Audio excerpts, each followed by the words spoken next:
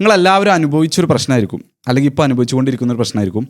അതും എൻ്റെ ഓഡിയൻസിലുള്ള ആൾക്കാരൊക്കെ ലൈഫിൻ്റെ ഓരോ ആസ്പെക്റ്റുകൾ ഇമ്പ്രൂവ് ചെയ്യണമെന്ന് ആഗ്രഹിക്കുന്ന ആൾക്കാരാണ്, അല്ലെങ്കിൽ ഓൾറെഡി ഇമ്പ്രൂവ് ചെയ്യാൻ തുടങ്ങിയ ആൾക്കാരാണ്. അപ്പോൾ പതുക്കെ ഫിറ്റ്നസ് സ്റ്റാർട്ട് ചെയ്യണം, വർക്കൗട്ട് സ്റ്റാർട്ട് ചെയ്യണം, ഫുഡിൻ്റെ കേസ് ഒന്ന് കൺട്രോൾ ചെയ്യണം, നല്ല ഫുഡുകൾ കഴിച്ചുകൊണ്ട് ഡയറ്റൊക്കെ ഒന്ന് ഇമ്പ്രൂവ് ചെയ്യണം, അതുപോലെ തന്നെ സ്ലീപ്പൊക്കെ ഒന്ന് ഇമ്പ്രൂവ് ചെയ്യണം. അതേസമയം ഫാമിലി ലൈഫ്, അതുപോലെ റിലേഷൻഷിപ്പ്, ഇങ്ങനത്തെ കാര്യങ്ങൾ സാക്രിഫൈസ് ചെയ്യാതെ, എൻജോയ്മെൻറ്റ് കാര്യങ്ങളൊക്കെ സാക്രിഫൈസ് ചെയ്യാതെ എന്നാൽ തന്നെ എങ്ങനെ നല്ലൊരു ലൈഫ് മുമ്പോട്ട് കൊണ്ടുപോകാമെന്ന് ചിന്തിക്കുന്ന ആൾക്കാരായിരിക്കും.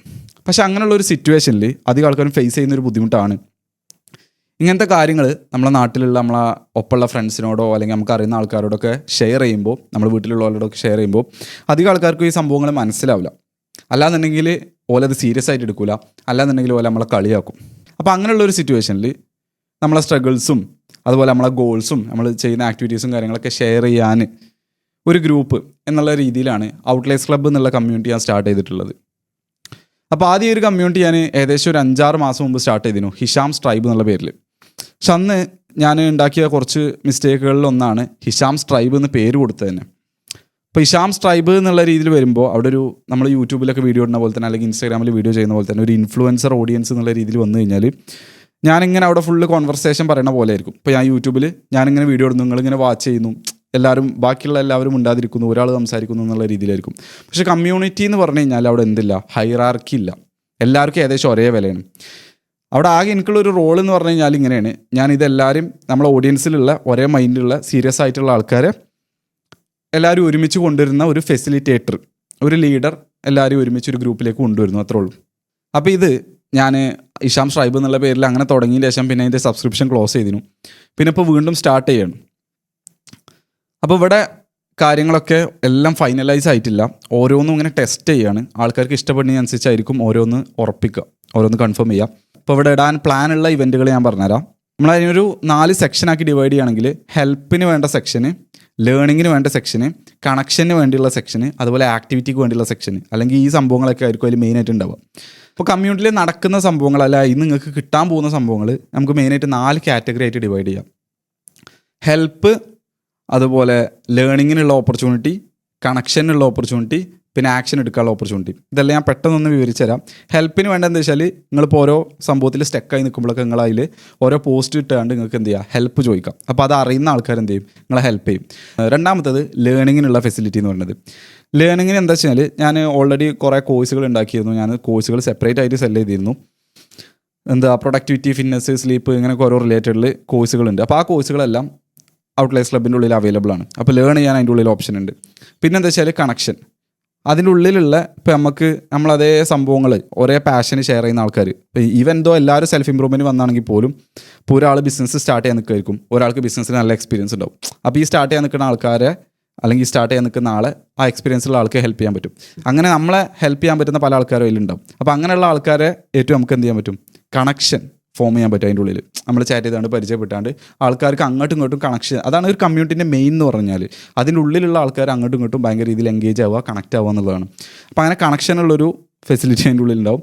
അതുപോലെ ലാസ്റ്റ് വൺ ആക്ഷൻ. നമ്മൾ മന്ത്ലി ഓരോ ചലഞ്ചുകൾ, അത് എങ്ങനത്തെ ചലഞ്ചുകളാണെന്ന് പ്ലാൻ ചെയ്തിട്ടില്ല. ഡോപ്പമിൻ ഡീറ്റോക്സ്, അല്ലെങ്കിൽ സ്ക്രീൻ ടൈം ഏറ്റവും കുറവ് യൂസ് ചെയ്യുന്ന പോലെ, അല്ലെങ്കിൽ എന്നും കൺസിസ്റ്റൻ്റ് ആയി കണ്ട് രാവിലെ എണീക്കണ പോലെ, അങ്ങനെയൊക്കെ ഓരോ രീതിയിൽ നമ്മൾ പ്ലാൻ ചെയ്താണ്ട് എന്ത് ചെയ്യും, മന്ത്ലി ചലഞ്ച് വെച്ചാണ്ട് എന്ത് ചെയ്യും, അതിൽ പ്രൈസും കാര്യങ്ങളും അങ്ങനെയൊക്കെ ഒരു പ്ലാൻ ഉണ്ട്. ഫസ്റ്റ് ലീഡർ ബോർഡിൽ ഫസ്റ്റ് ഉള്ളവർക്ക്, അല്ലെങ്കിൽ കൺസിസ്റ്റൻ്റ് ആയിട്ട് ചെയ്യണവർക്ക് പ്രൈസ് വെക്കുക, അങ്ങനത്തെ സംഭവങ്ങൾ. അതുപോലെ ഗ്രൂപ്പിൽ ഏറ്റവും കൂടുതൽ എൻഗേജ്മെൻറ്റ് ഉണ്ടാക്കുന്ന ആൾക്കാർക്ക് പ്രൈസ് കൊടുക്കുക, ആ ഒരു രീതിയിൽ അങ്ങനെയൊക്കെ. അങ്ങനെ ഈ 4 കാറ്റഗറിയിലാണ് നമ്മൾ ഡിവൈഡ് ചെയ്തിട്ടുള്ളത് അതിൻ്റെ ഉള്ളിൽ നിന്ന് കിട്ടുന്നത്. ഇനി ഇതിൽ ഞാൻ കൊണ്ടുവരുന്ന ഇവൻറ്റുകൾ എന്ന് പറഞ്ഞു കഴിഞ്ഞാൽ ഇപ്പം എൻ്റെ ഭാഗത്തു നിന്ന്, ഇപ്പോൾ നിങ്ങളുടെ ഭാഗത്തു നിന്നാണ് ഞാൻ പറഞ്ഞത്, എൻ്റെ ഭാഗത്തു നിന്ന് ചിന്തിക്കുകയാണെന്നുണ്ടെങ്കിൽ മെയിനായിട്ട് ഉണ്ടാവുക കമ്മ്യൂണിറ്റി ഉണ്ടാവും, എല്ലാവർക്കും ഷെയർ ചെയ്യാനുള്ള ഡാഷ്ബോർഡ് കാര്യങ്ങൾ, മെസ്സേജ് അയക്കാൻ അങ്ങനത്തത്, അതിനൊക്കെ ഞാനും റിപ്ലൈ തരുന്നതായിരിക്കും, ഞാനും മെസ്സേജുകളിലൂടെ ഒക്കെ പോകുന്നതായിരിക്കും. അതല്ലാതെ വീക്ക്ലി ലൈവ് ഇവൻറ്റുകൾ ഉണ്ടാവും. അത് Q&A സെഷൻസ് ആവാം, അല്ലെങ്കിൽ ലെക്ചർ ടൈപ്പ് ഓരോ സ്ലൈഡുകൾ പ്രസൻറ്റ് ചെയ്താണ്ട് ഓരോ ടോപ്പിക്കിനെ കുറിച്ച്, ഡിസിപ്ലിനെ കുറിച്ച്, മോട്ടിവേഷൻ, കൺസിസ്റ്റൻസി, ഇതിനെക്കുറിച്ച് എനിക്കറിയുന്ന കാര്യങ്ങൾ ഞാൻ ഷെയർ ചെയ്യുക എന്നുള്ള രീതിയിലാവും.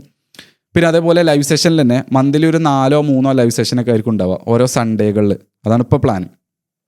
അപ്പോൾ അതിൽ തന്നെ പുറത്തുനിന്നുള്ള ക്രിയേറ്റേഴ്സിനെ, അല്ലെങ്കിൽ ഏതെങ്കിലും ഫീൽഡിൽ എക്സ്പെർട്ടൈസ് ഉള്ള ആൾക്കാരുണ്ടാവില്ലേ, നമുക്ക് ഉപകാരം തോന്നുന്ന സംഭവങ്ങൾ, ഇപ്പോൾ ഡയറ്റിൻ്റെ കേസിലാണെങ്കിലും, ഫിറ്റ്നസിൻ്റെ കേസിലാണെന്നുണ്ടെങ്കിലും, അല്ലെങ്കിൽ മൈൻഡ് സെറ്റിൻ്റെ കേസിലാണെന്നുണ്ടെങ്കിലും, അല്ലെങ്കിൽ എൻ്റർപ്രണർഷിപ്പിൻ്റെ കേസിലാണെങ്കിലും, ഇങ്ങനെയൊക്കെ ഓരോ ഫീൽഡിൽ എക്സ്പീരിയൻസ് ഉള്ള ആൾക്കാർ, എനിക്ക് ഫൈൻഡ് ചെയ്യാൻ പറ്റുന്ന ആൾക്കാരെ എന്ത് ചെയ്യാൻ പറ്റും, വീക്ക്ലി ഒരു ലൈവ് സെഷനിലൊക്കെ കൊടുന്നാണ്ട് ഒരു ചെറിയൊരു ലെക്ചർ ടൈപ്പ് ക്ലാസ്സുകളായിട്ട് അങ്ങനെ ചെയ്യാൻ പറ്റും. പിന്നെ നമുക്ക് മെയിനായിട്ട് ഇതിൻ്റെ ഒരു കോർ എലമെൻ്റ് ആയിട്ട് കൊണ്ടുവരുന്ന സംഭവമാണ് മന്ത്ലി റിയൽ ലൈഫ് ഇവൻ്റ് എന്ന് പറയുന്നത്. ഏതെങ്കിലും രീതിയിൽ ആൾക്കാരെ മീറ്റപ്പ് കൊണ്ടുവരിക, അത് കൂടുതൽ ആൾക്കാരെ ക്ലോസ് ആക്കാൻ വേണ്ടിയിട്ടാണ്. ഹൈക്കിംഗ് ആയിട്ടോ റണ്ണിങ് ആയിട്ടോ അല്ലെങ്കിൽ ജസ്റ്റ് ഒരു മീറ്റപ്പ് ആയിട്ടോ സംസാരിക്കാനുള്ള മീറ്റപ്പ് ആയിട്ടോ കഫേയിൽ അങ്ങനെയൊക്കെ മീറ്റപ്പ് ആയിട്ട് അങ്ങനെ രീതിയിൽ റിയൽ ലൈഫ് ഇവൻറ്റുകൾ മന്ത്ലി വൺസ് എങ്കിലും കൊണ്ടുവരണം എന്നുള്ളൊരു പ്ലാൻ ഉണ്ട്. അപ്പോൾ ഈ കമ്മ്യൂണിറ്റീൻ്റെ മെയിൻ ഗോൾ എന്ന് പറയുന്നത് ഇത്രേ ഉള്ളൂ.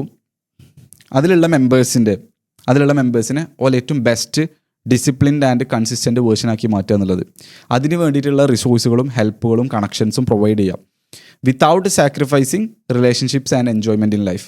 ഇപ്പോൾ ജീവിതത്തിൽ ഇപ്പോൾ അവർക്ക് ചില ഫുഡുകൾ കഴിക്കണം എന്ന് ആഗ്രഹം ഉണ്ടാവും, അല്ലെങ്കിൽ ട്രിപ്പുകൾ പോകണം എന്ന് ആഗ്രഹം ഉണ്ടാവും, അല്ലെങ്കിൽ ഫാമിലിയൊപ്പം ഫ്രണ്ട്സിനൊപ്പം ടൈം സ്പെൻഡ് ചെയ്യണം എന്ന് ആഗ്രഹം ഉണ്ടാവും. അപ്പോൾ ഇങ്ങനത്തെ സംഭവങ്ങളൊന്നും സാക്രിഫൈസ് ചെയ്യാതെ തന്നെ നമ്മളെ ലൈഫ് എങ്ങനെ ഇമ്പ്രൂവ് ചെയ്യാം, നമ്മളെ ബെസ്റ്റ് വേർഷൻ ആവാം എന്നുള്ള രീതിയിലുള്ള അതിന് വേണ്ടിയിട്ടുള്ള ഹെൽപ്പും റിസോഴ്സുകളും കാര്യങ്ങളൊക്കെ കിട്ടുന്ന ഒരു സ്പേസ് ആണ് എന്ത് ഔട്ട്ലയേഴ്സ് ക്ലബ്ബ്. ഇനി ഇതിൻ്റെ പ്രൈസിൻ്റെ കേസ് വരുമ്പോൾ, ഞാൻ പണ്ട് ഹിഷാം ട്രൈബ് തുടങ്ങിയപ്പോൾ കുറേ ആൾക്കാർ ഭയങ്കര രീതിയിൽ നെഗറ്റീവായിട്ട് ചെയ്യുന്നു. ഫ്രീ ആയിക്കാണ്ട് വീഡിയോസൊക്കെ കിട്ടൂലേ, പിന്നെ എന്തിനാ പൈസ കൊടുക്കണം എന്നൊക്കെ ഉള്ളത്. അപ്പോൾ അങ്ങനെ ആൾക്കാരുടെയൊക്കെ ഒരു മൈൻഡിൽ പല ആൾക്കാരും ഒരു തെറ്റിദ്ധാരണ പറയുന്നത് ഇതിൻ്റെ ഉള്ളിൽ വെറും കുറേ കോഴ്സുകൾ ഉണ്ടാവും, നമ്മളതിൽ ജോയിൻ ചെയ്യാൻ, എന്നിട്ട് ആ കോഴ്സുകൾ കാണാമെന്നുള്ള രീതിയിലാണ്. അപ്പോൾ അങ്ങനെയല്ല, ചിലപ്പോൾ ഞാൻ അന്ന് പറഞ്ഞപ്പോൾ എൻ്റെ മിസ്റ്റേക്കിൽ ഞാൻ അങ്ങനെ ആയിരിക്കും നിങ്ങളെ കൺവേ ചെയ്തിട്ടുണ്ടാവുക. സംഭവം വർക്ക് ചെയ്യണത് ഇപ്പോൾ നിങ്ങൾക്ക് ഏകദേശം ഐഡിയ കിട്ടിയിട്ടുണ്ടാവുമല്ലോ. ഇത് ഞാനൊരു സിമ്പിൾ അനാലജിയിലൂടെ നിങ്ങൾക്ക് പറഞ്ഞുതരാം, അപ്പോൾ നിങ്ങൾക്ക് മനസ്സിലാവും എന്തുകൊണ്ടാണ് പ്രൈസ് ചാർജ് ചെയ്യണമെന്നുള്ളത്. അപ്പോൾ ഒരാൾ ഒരു ജിമ്മ് തുടങ്ങുകയാണെന്ന് വിചാരിക്കുക, നിങ്ങൾ ഇമാജിൻ ചെയ്യാം. അതൊക്കെ 3 ഓപ്ഷൻ ഉണ്ട്, അല്ലെങ്കിൽ അയാൾ 3 ജിമ്മ് സ്റ്റാർട്ട് ചെയ്യുന്നുണ്ട്. ഒരു ജിമ്മ് പറയുന്നത് ഫ്രീ ആണ്, ഒരു ജിമ്മ് പറയുന്നത് ഒരു മീഡിയം ടയർ ജിമ്മ്, ഒരു ജിമ്മ് പറയുന്നത് ഫുൾ പ്രീമിയം ജിമ്മ്. ഓക്കെ, അയാൾ ജിമ്മ് സ്റ്റാർട്ട് ചെയ്യാണ്. അപ്പോൾ ഈ ഫ്രീ ആയിട്ടുള്ള ജിമ്മ് അയാൾ ഇനാഗുറേറ്റ് ചെയ്തു. അത്യാവശ്യം കുഴപ്പമില്ലാത്ത സെറ്റപ്പും കാര്യങ്ങളൊക്കെ ഉണ്ട്, ഡീസൻ്റ് ആയിട്ടുള്ള മെഷീൻസും കാര്യങ്ങളൊക്കെ ഉണ്ട്. ഇപ്പോൾ ഭയങ്കര എന്താ പറയുക മോട്ടിവേറ്റഡ് ആണ് ഈ സംഭവം മുന്നോട്ട് കൊണ്ടുപോകാനും. എല്ലാം ഒപ്പമല്ല കേട്ടോ സ്റ്റാർട്ട് ചെയ്യുന്നത്. ഫസ്റ്റ് ഈ ഒരു ജിമ്മ് സ്റ്റാർട്ട് ചെയ്ത് വിചാരിക്കാം. അപ്പോൾ ഇവിടെ ഫസ്റ്റത്തെ 1-2 മാസം കൊണ്ട് എന്താ സംഭവിക്കാൻ പോകണം, ഈ ഫ്രീ ആയിട്ടുള്ള ജിമ്മാണെന്നുണ്ടെങ്കിൽ നാട്ടിൽ കണ്ട എല്ലാ ആൾക്കാരും എന്ത് ചെയ്യും, അവിടെ കടന്ന് നിരങ്ങും അല്ലേ. ആലോചിച്ച് നോക്ക്, ഒരു ഫ്രീ ആയിട്ടുള്ള ഒരു സംഭവം, അങ്ങനത്തെ എക്യുപ്മെൻറ്റ്സ് കാര്യങ്ങളൊക്കെ ഓപ്പൺ ആയി കിട്ടിക്കഴിഞ്ഞാൽ എല്ലാ ആൾക്കാരും, അത് വേണ്ട ആൾക്കാരും വേണ്ടാത്ത ആൾക്കാരൊക്കെ വന്നാണ്ട് അവിടുത്തെ വാതിലും ഇതൊക്കെ ചവിട്ടി പൊടിച്ച് അവിടുത്തെ ടോയ്ലറ്റൊക്കെ ആകെ വൃത്തികേടാക്കി അവിടെ ആകെ തുപ്പി ആകെ നിങ്ങൾ ബസ് സ്റ്റാൻഡിലൊക്കെ കണ്ടിട്ടില്ല അതേപോലെ ആക്കി വെച്ചിട്ടുണ്ടാവും. ആ ജിമ്മിങ്ങോട്ട് എടുക്കാനില്ലാത്ത അവസ്ഥയിലാക്കി വെച്ചിട്ടുണ്ടാവും. അപ്പോൾ അങ്ങനെ ഒരു സിറ്റുവേഷനിലാവുമ്പോൾ എന്താ പറയുക, ടോയ്ലറ്റും കാര്യങ്ങളൊന്നും വൃത്തിയില്ലാതെ ആകെ അരപ്പാക്കി വേസ്റ്റും കാര്യങ്ങളൊക്കെ വലിച്ചു വാരി മെഷീനൊക്കെ എടുത്ത് വലിച്ചെറിഞ്ഞ് തുരുമ്പിടിച്ച് ആകെ അരപ്പായി അങ്ങനെ നിൽക്കുമ്പോൾ ആ ഓണറിന് എന്ത് ചെയ്യാൻ പറ്റില്ല, അത് ക്ലീൻ ചെയ്യാനും പറ്റില്ല. കാരണം വിലക്കൊന്നും പൈസ വാങ്ങണില്ലല്ലോ. അപ്പോൾ അത് ക്ലീൻ ചെയ്യാനോ അതിന് സ്റ്റാഫിനെ വെക്കാനോ ഒന്നും മൂപ്പരെടുത്ത് എന്തുണ്ടാവില്ല, പൈസ ഉണ്ടാവില്ല. അപ്പോൾ ആ ജിമ്മ് അങ്ങനെ പോയി മൂപ്പരെ മോട്ടിവേഷനും പോയിട്ടുണ്ടാവും, അതങ്ങനെ നാശമായി പോകും. ഇനി അതേപോലെ തന്നെ ഒരു ജിമ്മൊരു മീഡിയം സ്പെക്കിലാണെന്നുണ്ടെങ്കിൽ ഇങ്ങനത്തെ പ്രശ്നങ്ങളൊന്നും ഉണ്ടാവില്ല. അവിടെ ആൾക്കാർ പേ ചെയ്യാണ്ടായതുകൊണ്ട് ഓലെ അത് അത്യാവശ്യം ഡീസൻ്റായി കണ്ടേരം കൊണ്ടെടുക്കുന്നുണ്ടാവുക. അതുപോലെ അവിടെ ട്രെയിനർമാരുണ്ടാവും, അത് ക്ലീൻ ചെയ്യാൻ ആൾക്കാരുണ്ടാവും. അതുപോലെ അതിൻ്റെ ഓണർക്കും എന്തുണ്ടാവും, അത്യാവശ്യം മോട്ടിവേഷൻ ഉണ്ടാവും ഈ കാര്യങ്ങൾ നല്ല രീതിയിൽ കൊണ്ടുപോകാൻ വേണ്ടിയിട്ട്. പക്ഷെ എന്നാലും അവിടെ എന്തുണ്ടാവും, കുറച്ച് റെസ്ട്രിക്ഷൻസ് ഉണ്ടാവും. എന്താ വെച്ചാൽ ഇപ്പോൾ മെഷീൻസൊക്കെ കിട്ടണമെന്നുണ്ടെങ്കിൽ അത്യാവശ്യം വരി നിൽക്കേണ്ടി വരും. ഒരു എക്സസൈസിനുള്ള മെഷീൻ തന്നെ ഒന്നൊക്കെ ഉണ്ടാവുള്ളൂ. അപ്പോൾ അന്ന് ആ ഒരു വർക്കൗട്ടുള്ള ആൾക്കാരൊക്കെ എന്ത് ചെയ്യേണ്ടി വരും, ലൈനൊക്കെ നിന്നാണ്ട് കുറച്ച് ഡിലേ ഒക്കെ ആവും. പിന്നെ അതേപോലെ തന്നെ വൈകുന്നേരം 5 മണിക്കൊക്കെ പോയി കഴിഞ്ഞാൽ ഇഷ്ടം പോലെ ആൾക്കാരായിരിക്കും, കാല് കുത്താൻ സ്ഥലം ഉണ്ടാവില്ല. അപ്പോൾ അങ്ങനത്തെ കുറച്ച് പ്രശ്നങ്ങളുണ്ട്. പക്ഷെ എന്നാലും ആ ഫ്രീ ജിമ്മിൻ്റെ പോലെ അങ്ങനെയുള്ള ലെവൽക്കല്ല, നമുക്ക് താങ്ങാവുന്ന രീതിയിലുള്ളൊരു ആവറേജ് ജിമ്മ്. ഇനി നമ്മളൊരു പ്രീമിയം ജിമ്മിക്ക് പോയി കഴിഞ്ഞാൽ എന്താ സംഭവിക്കാം, അല്ലെങ്കിൽ മൂപ്പർ ആ പ്രീമിയം ജിമ്മ് തുടങ്ങിക്കഴിഞ്ഞാൽ നമ്മൾ അതിലേക്ക് പോയി കഴിഞ്ഞാൽ എന്താ സംഭവിക്കാം, അവിടുത്തെ ലെവലേ മാറി, അവിടെ വരുന്ന ആൾക്കാർ മാറി, അവിടെ വരുന്ന ആൾക്കാരെ വണ്ടികൾ മാറി, അവിടെ വരുന്ന ആൾക്കാരെ മൈൻഡ് സെറ്റ് മാറി, അവിടെ വരുന്ന ആൾക്കാരെ സീരിയസ്നെസ് അല്ലെങ്കിൽ കമ്മിറ്റ്മെൻറ്റ് ഈ സംഭവങ്ങളൊക്കെ മാറി. ഇവിടെ അധികം ആൾക്കാർ ഒന്ന് ടെസ്റ്റ് ചെയ്യാൻ വേണ്ടിയിട്ട് അല്ലെങ്കിൽ ജിമ്മ് എങ്ങനെയാണ് എന്നൊക്കെ ഒന്ന് അറിയാൻ വേണ്ടിയിട്ട് വരികയാണെന്നുണ്ടെങ്കിൽ ഇവിടെ കൂടുതൽ എല്ലാം ഞാൻ പറയണില്ല, എന്നാലും കൂടുതൽ ആൾക്കാർ കുറച്ചുകൂടി കമ്മിറ്റ്മെൻ്റ് ഉള്ള ആൾക്കാരായിരിക്കും പ്രീമിയം ജിമ്മിലാണെന്നുണ്ടെങ്കിൽ. അപ്പോൾ അവിടെ വരുമ്പോൾ കൂടുതൽ സംഭവങ്ങളൊക്കെ വൃത്തിക്ക് കൊണ്ടെടുക്കും. ഓല ക്ലോത്ത്സ് ആണെന്നുണ്ടെങ്കിലും ഓല ടവലാണെന്നുണ്ടെങ്കിലും അല്ലെങ്കിൽ ആ സ്പേസ് ആണെന്നുണ്ടെങ്കിലും ഓല ആ സ്റ്റാൻഡേർഡിൽ കൊണ്ടെടുക്കും. അതുപോലെ തന്നെ അവിടെ ഉള്ള ട്രെയിനേഴ്സ് ആണെന്നുണ്ടെങ്കിലും അത്യാവശ്യം സ്റ്റാൻഡേർഡിൽ നടക്കുന്ന ആൾക്കാരായിരിക്കും. ആ ജിമ്മിൻ്റെ ആസ്തറ്റിക് ആണെന്നുണ്ടെങ്കിൽ അത്യാവശ്യം AC കാര്യങ്ങളൊക്കെ ആയിട്ട് വേറെ ഹൗസ് ടൈപ്പൊക്കെ ആയിട്ട് നല്ല ലൈറ്റിങ്ങും കാര്യങ്ങളും എല്ലാം ക്ലീനായിട്ട് നല്ലൊരു ജിമ്മായിരിക്കും. മനസ്സിലായ ഞാൻ വ്യത്യാസം പറഞ്ഞത്? അപ്പോൾ അതേപോലെ തന്നെയാണ് ഒരു കമ്മ്യൂണിറ്റി ഫ്രീ ആയി കഴിഞ്ഞാൽ അതിൻ്റെ ഉള്ളത്തെ എൻഗേജ്മെൻറ്റും ഇതൊക്കെ ആ ഒരു ഫ്രീ ജിമ്മിൻ്റെ മാതിരിയായിരിക്കും. ഒരു മീഡിയം പ്രൈസിങ്ങിലാവുമ്പോൾ അതിൻ്റേതായിട്ടുള്ള രീതിയിലുള്ള ക്വാളിറ്റി ഉണ്ടാവും. പറ്റ മോശമാവില്ല, എന്നാൽ ടോപ്പ് ടയർ ക്വാളിറ്റി കിട്ടില്ല, ആ രീതിയിലായിരിക്കും. അത് പ്രീമിയം ലെവൽക്ക് പ്രീമിയം സെഗ്മെൻറ്റ് പ്രൈസ് വെച്ച് കഴിഞ്ഞാൽ അതിൽ വരുന്ന ആൾക്കാർക്ക് അതിനനുസരിച്ച് ക്വാളിറ്റി ഉണ്ടാവും. ഇപ്പോൾ നമ്മളെ കമ്മ്യൂണിറ്റി ഒരിക്കലും ഭയങ്കര പ്രീമിയം ലെവൽക്കല്ല, പക്ഷേ എന്നാൽ അതേസമയം ഭയങ്കര ലോ പ്രൈസിലോ അല്ലെങ്കിൽ ഫ്രീയോ ആ ലെവൽക്കും അല്ല. അപ്പോൾ പല ആൾക്കാർക്ക് അഫോർഡ് ചെയ്യാൻ പറ്റുന്നുണ്ടാവില്ല. അപ്പോൾ അഫോർഡ് ചെയ്യാൻ പറ്റുന്നവർക്ക് മാത്രമേ ചെയ്താൽ മതി. ഞാൻ ഒരിക്കലും എന്ത് ചെയ്യില്ല, എൻ്റെ വീഡിയോയിൽ വന്നാണ്ട് നിങ്ങളെ ജീവിതത്തിൽ നിങ്ങൾ ഉണ്ടാക്കിയ സേവിങ്സ് മൊത്തം നിങ്ങൾ ഇൻവെസ്റ്റ് ചെയ്താണ്ട് നിങ്ങളെ ലൈഫിൽ ഇതായി മറിയും പിന്നെ നിങ്ങൾ വേറെ ഒന്നും ചെയ്യേണ്ട ആവശ്യമില്ല എന്നൊക്കെയുള്ള രീതിയിൽ ആണ് ഈ കമ്മ്യൂണിറ്റിയിൽ ഇൻവെസ്റ്റ് ചെയ്ത് കഴിഞ്ഞാൽ ആവാമെന്നൊന്നും ഞാൻ പറയുന്നില്ല. നിങ്ങളെ ലൈഫ് ഇമ്പ്രൂവ് ചെയ്യാൻ നിങ്ങൾക്ക് സീരിയസ് ആയിട്ട് നല്ല രീതിയിൽ താല്പര്യമുണ്ട്, അത് അഫോർഡ് ചെയ്യാനുള്ള എബിലിറ്റി ഉണ്ടെങ്കിൽ അത് നല്ലൊരു ഓപ്പർച്യൂണിറ്റി ആയിരിക്കും. ആ രീതിയിലാണ്.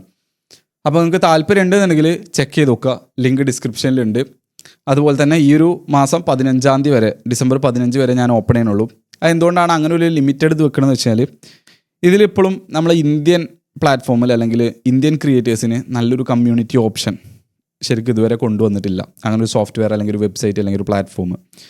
ഇപ്പോൾ ഇവർ ഇൻ്റർനാഷണലി ആൾക്കാർ ചെയ്യുന്ന അധിക പ്ലാറ്റ്ഫോംസ് എന്ന് പറയുന്നത്, അല്ലെങ്കിൽ നമ്മളവിടെ ഈ ഒരു ബിസിനസ് മോഡൽ ചെയ്യുന്ന ആൾക്കാർ കുറവായതുകൊണ്ടായിരിക്കും ഈ ഇൻ്റർനാഷണൽ പ്ലാറ്റ്ഫോംസ് അധികവും എന്താ പറയുക ഡോളേഴ്സിലായിരിക്കും പേയ്മെൻറ്റ് വരിക. നമ്മൾ ഇന്ത്യക്കാർക്ക് പേയ്മെൻറ്റ് ചെയ്യാൻ പറ്റില്ല. അതുപോലെ തന്നെ അതിൻ്റെ പ്ലാറ്റ്ഫോം ഫീ വളരെ കൂടുതലായിരിക്കും. കാരണം നിങ്ങൾക്ക് അറിയാലോ ഡോളേഴ്സും ഇന്ത്യയും തമ്മിലുള്ള കൺവേർഷൻ റേറ്റ് വെച്ചുകൊണ്ട് നമുക്ക് കണക്കാക്കാൻ പറ്റില്ല. ഈവൻ ദോ $1 ഇവിടെ 89 രൂപയാണെങ്കിലും ഇപ്പോഴത്തെ റേറ്റ് എന്ന് പറഞ്ഞാൽ കോസ്റ്റ് ഓഫ് ലിവിങ് അതിനനുസരിച്ച് മാറ്റമുണ്ട്. അപ്പോൾ നമുക്ക് ഡോളറിൽ പേ ചെയ്യുമ്പോൾ നമുക്ക് എക്സ്ട്രാ എക്സ്പെൻസ് ആണ്. അപ്പോൾ അങ്ങനെ പ്ലാറ്റ്ഫോം ഫീ ഇങ്ങനത്തെ കാര്യങ്ങളൊക്കെ പലതും ഇൻ്റർനാഷണൽ പ്ലാറ്റ്ഫോം എടുക്കുമ്പോൾ നമുക്ക് ചാർജ് കൂടുതലായിരിക്കും. അപ്പോൾ അങ്ങനെയുള്ള സിറ്റുവേഷനിൽ ഇന്ത്യൻ പേയ്മെൻ്റ് ഒക്കെ കളക്ട് ചെയ്യണം, ഇന്ത്യക്കാരെ മാനേജ് ചെയ്യണം എന്നൊക്കെ ഉണ്ടെങ്കിൽ ഇതിൻ്റെ രണ്ടിനും കൂടി മിക്സ്ഡ് ആയിക്കൊണ്ടൊക്കെ ഉപയോഗിക്കണം. അപ്പോൾ അവിടെ ഒരുപാട് മാനുവൽ വർക്ക് വരും. അത് നിങ്ങൾക്ക് പറഞ്ഞതിൻ്റെ ആവശ്യമില്ല, എന്നാലും ഞാൻ പറയാം, മാനുവൽ വർക്ക് കൂടുതൽ വരും. അപ്പോൾ ഒരുപാട് ആൾക്കാർ ഒരേ സമയം മാനേജ് ചെയ്യാൻ പറ്റില്ല. പേയ്മെൻറ്റിൻ്റെ കാര്യങ്ങൾ, ആൾക്കാരുടെ ഡീറ്റെയിൽസ് ഒക്കെ ഫുള്ളി ഓട്ടോമാറ്റഡ് അല്ല. പകരം ഗൂഗിൾ ഷീറ്റും കാര്യങ്ങളൊക്കെ മെയിൻറ്റെയിൻ ചെയ്ത് അങ്ങനെ കുറച്ച് വർക്ക് ഉണ്ട്. അപ്പോൾ എൻ്റെ ഭാഗത്തുനിന്ന് അത്യാവശ്യം നല്ല രീതിയിൽ ഇൻവെസ്റ്റ്മെൻറ്റ് വരും, നിങ്ങളുടെ ഭാഗത്തുനിന്ന് ഇൻവെസ്റ്റ്മെൻറ്റ് വരും. അപ്പോൾ അവിടെ എന്തായാലും ഏതൊരു സംഭവമാണെങ്കിലും അവിടെ വാല്യൂ എന്ത് വേണം, അത് പർച്ചേസ് ചെയ്യുന്ന അല്ലെങ്കിൽ കൺസ്യൂം ചെയ്യുന്ന ആൾക്കാരൊക്കെ ഒന്നും വാല്യൂ വരണം, അതുപോലെ ക്രിയേറ്റ് ചെയ്യുന്ന ആൾക്കാരൊക്കെ ഒന്നും വാല്യൂ വരണം, റൈറ്റ്? അപ്പോൾ അതുകൊണ്ടാണ് ലിമിറ്റഡ് സ്പോട്ടും അതുപോലെ അങ്ങനെ ഒരു ഡേറ്റും വെച്ചത്. ഏകദേശം എല്ലാ മാസവും അല്ലെങ്കിൽ ഒരു 2-3 മാസം കൂടുമ്പോഴൊക്കെ ഒരു 10 ദിവസം അല്ലെങ്കിൽ ഒരു 5 ദിവസം ഓപ്പൺ ആക്കിയിടുക എന്നുള്ള രീതിയിൽ. അപ്പോൾ ജോയിൻ ചെയ്യാൻ താല്പര്യമുള്ളവർക്ക് അപ്പോൾ ജോയിൻ ചെയ്യുക, അല്ലാത്തവർക്ക് എന്ത് ചെയ്യുക, പിന്നീട് ജോയിൻ ചെയ്യാൻ താല്പര്യമുള്ളവർക്ക് ഒരു വെയിറ്റ് ലിസ്റ്റ് ഉണ്ടാക്കിയിട്ട് അതിൽ അപ്ലൈ ചെയ്തിടുക. പിന്നീട് കമ്മ്യൂണിറ്റി ഓപ്പൺ ആകുമ്പോൾ താല്പര്യം ഉണ്ടെങ്കിൽ ജോയിൻ ചെയ്യുക എന്നുള്ള രീതിയിൽ. അപ്പോൾ അത്രേ ഉള്ളൂ എന്താണ് ഔട്ട്ലയേഴ്സ് ക്ലബ്ബ് എന്നുള്ളത്. നിങ്ങൾക്ക് ഏകദേശമൊക്കെ ഒന്ന് ക്ലിയർ ആയി എന്ന് വിചാരിക്കുന്നു.